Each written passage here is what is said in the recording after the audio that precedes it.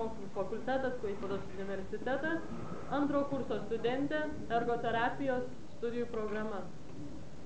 Šio susitikimo mūsų žavaus metu man iš administracijos paskambino ir sako, ar šneku su Aušra Skiraite, taip sakau.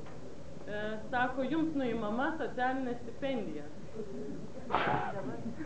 Mano paduoti dokumentai ją buvo.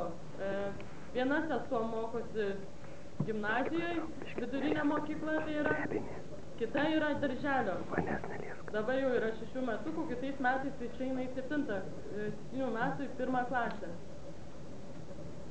Man liko studijuoti 2 metai, kadangi sieksiu aukščiausio medicininio laipsnio, tai dar begalę metų.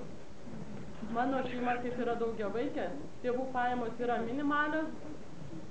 Ir norėčiau paklausti, ar tas 6 metų mano sesuo yra taip pat ne vaikas, kad dėl jos aš negaliu gauti socialinės stipendijos. Ar yra šiuo metu neegzistuojantis jaunimas, kuris bus Lietuvos ateitis? Dėl ko aš negaliu gauti socialinės stipendijos? Visas jaunimas yra